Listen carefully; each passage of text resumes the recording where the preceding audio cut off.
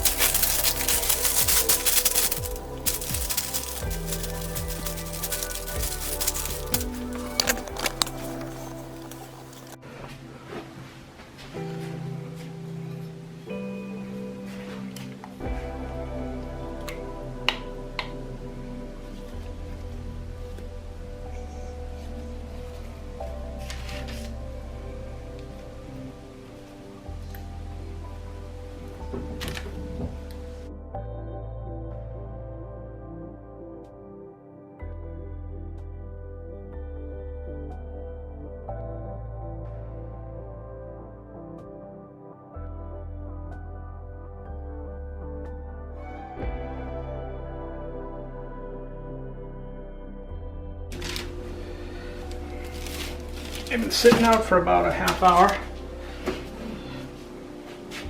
Got a pizza stone in the oven. Unfortunately, if I try to put 2 of them in there, it won't sit nicely. So I'm going to put one in, cook it for about 20 to 25 minutes at 350 degrees Fahrenheit. We'll see how it goes. And then we'll put the other one in. Oh, and you know what I should also do? One more thing. I'm going to add white sesame seeds to one of them.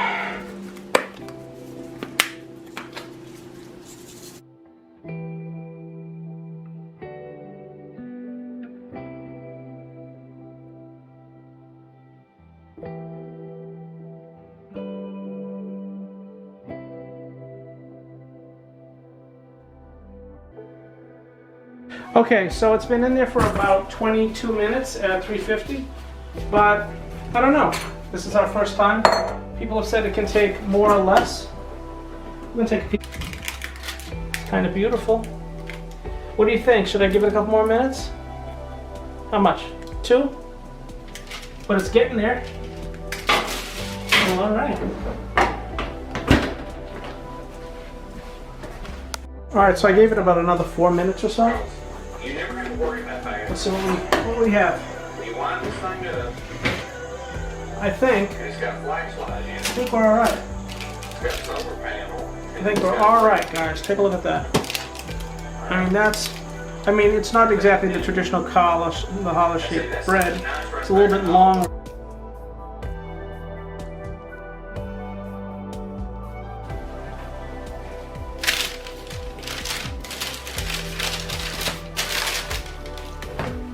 Wow, that's hot.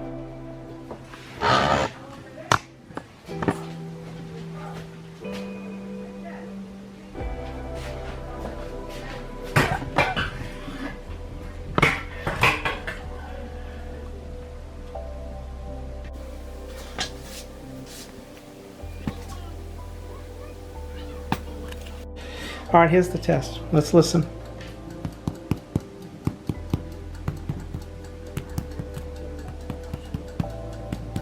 Oh yeah. Now, the only problem is keeping my wife away from it long enough for it to cool. But she's coming at it with a big cup of coffee right now. Oh yeah. All right, well, come here then, please. I want to see you enjoy it. I want to hear you enjoy it.